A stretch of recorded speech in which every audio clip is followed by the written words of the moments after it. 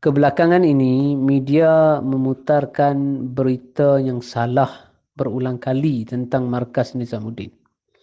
Saya, MS Khan, selaku peguam khas untuk Markas Nizamuddin ingin menjelaskan beberapa perkara yang sering diputar belitkan oleh media yang menyebabkan kami dipandang serong oleh masyarakat.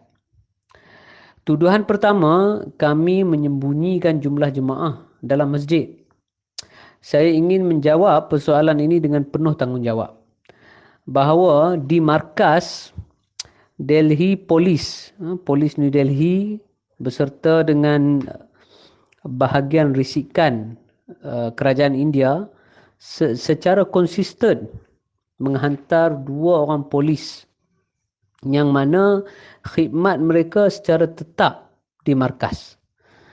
Dan tugas mereka ialah mereka perlu menyediakan laporan setiap hari untuk kerajaan India. Dan mereka ini memang sentiasa ada di markas. Apa kerja mereka? Kerja mereka ialah menyenaraikan nama jemaah yang keluar masuk, berapa jemaah yang datang, berapa jemaah yang keluar, jemaah luar negara daripada mana datang dan berapa jemaah yang datang, dan jemaah-jemaah yang akan ditashkil keluar, apa nombor telefon mereka, tempat tashkil mereka, zumidar mereka dan sebagainya. Dan laporan ini setiap hari akan dihantar kepada pegawai atasan yang tertinggi.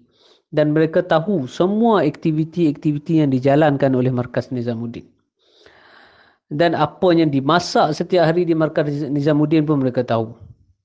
Apa lauk yang dimasak. Dan mereka pun biasanya dijemput untuk makan sekali. Semuanya kerajaan tahu. Disebabkan kita buat semua benda dengan penuh ketulusan, jadi tidak ada perkara yang disembunyikan. Sebab kita yakin tidak ada apa-apa kesalahan yang kita buat. Jadi semua program markas selama setahun pun diberi kepada pegawai polis. Jadi bila kita nak buat ijtima', bila kita nak buat jur, semuanya diberitahu secara detail kepada pegawai-pegawai yang bertugas.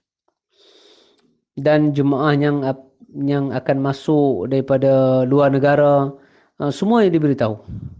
Dan rutin harian Markas Nizamuddin ialah setiap hari sekurang-kurangnya 1,500 atau 1,200 jemaah akan keluar masuk setiap hari. Jemaah keluar 1,200 dan jemaah akan masuk 1,500. Ini rutin harian Markas Nizamuddin. Jemaah sentiasa keluar masuk. Tiba-tiba apa yang berlaku? Lockdown diumumkan.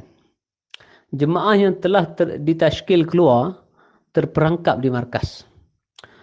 Jadi berlaku sedikit keadaan panik di situ. Kemudian pihak Nizamuddin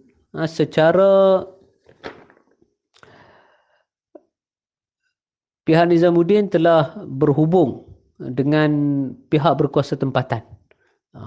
Telah pergi berjumpa sendiri dan telah tulis surat rasmi kepada pegawai-pegawai yang berkenaan, pegawai polis, pegawai daerah dan sebagainya, untuk mencari jalan penyelesaian dengan segera. Dan pihak Nizamuddin juga telah memberi tawaran kepada pihak berkuasa, jika pihak berkuasa boleh bagi kebenaran bertulis, jadi kami akan hantar semua jemaah-jemaah yang ada di markas ni secara segera kembali ke rumah-rumah mereka. Segala urusan logistik ini akan disediakan oleh Nizamuddin. Kereta, jeep dan sebagainya semua akan disediakan oleh Nizamuddin. Mereka hanya perlu bagi kebenaran bertulis supaya tidak ditahan oleh pihak polis semasa dalam perjalanan. Tetapi disebabkan kerana birokrasi yang teruk, maka tidak ada siapa yang bersedia untuk beri pas atau memberi jalan penyelesaian.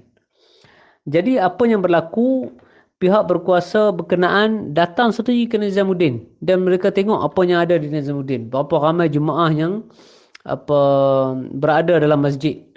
Dan mereka tahu semua jumlah ni. Tapi disebabkan mereka tidak dapat bagi jalan penyelesaian, maka jemaah ni terpaksa duduk di markas. Dan kami berusaha sedaya upaya untuk mematuhi setiap peraturan. Tetapi pihak berkuasa tidak ada penyelesaian tentang jemaah yang ada di dalam markas Nizamuddin. Jadi kami telah mengarahkan semua jemaah ni berkiam di masjid untuk mengelakkan mereka bergerak tanpa arah tujuan yang jelas, dan ini akan menambahkan lagi kacau bilau. Jadi hari ini kami dipersalahkan atas kelemahan pihak berkuasa sendiri. Jika PAS untuk bergerak diberi pada permulaan lockdown, sudah tentu mereka berada di rumah mereka masing-masing hari ini. Hari ini media menyiarkan perkara ini seolah-olah kami yang bersalah. Kami ni bukan Tuhan yang boleh nampak siapa yang dijangkiti virus. Dan kini kami juga tidak menghalang pihak berkuasa untuk datang memeriksa siapa-siapa, membuat pemeriksaan. Markas sentiasa berusaha sedaya upaya untuk bagi kerjasama daripada awal lagi. Dan markas telah berusaha sedaya upaya dengan penuh semangat kenegaraan untuk mematuhi setiap undang-undang negara. Perkara ketiga yang media mainkan tentang bayan Maulana Sa'ad. Saya ingin sekali lagi menjelaskan semua bayan-bayan yang dimainkan di dalam berita, semuanya bayan yang diedit dan dialih suara untuk memburukkan Maulana dan markas. Saya ingin tekankan sekali lagi dengan penuh amanah bahawa markas tidak pernah mempunyai apa-apa channel YouTube ataupun channel-channel media sosial yang lain. Ini bukan cara kami beroperasi. Kami tidak menggunakan media sosial untuk menyampaikan apa-apa berita ataupun apa-apa maklumat. Hingga kan nombor telefon markas pun tidak ada. Jadi media tolong hentikan sebaran video palsu. Kami warga negara yang setia dan baik dan mematuhi undang-undang.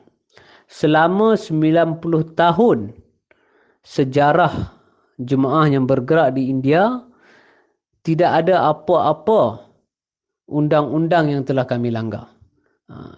Tolong bagi tahu kalau ada yang kami telah langgar undang-undang selama 90 tahun ini. Bukan saja di India, malah di mana jua jemaah ini beroperasi, 202 negara di seluruh dunia, saya bagi jaminan dan saya berani jamin bahawa apa yang menjadi keutamaan ialah setiap undang-undang di negara tersebut dipatuhi dengan penuh tanggungjawab. Jadi hentikan menyebarkan berita palsu dan minta maaf dengan segera. Kami akan mulakan tindakan undang-undang secepat mungkin.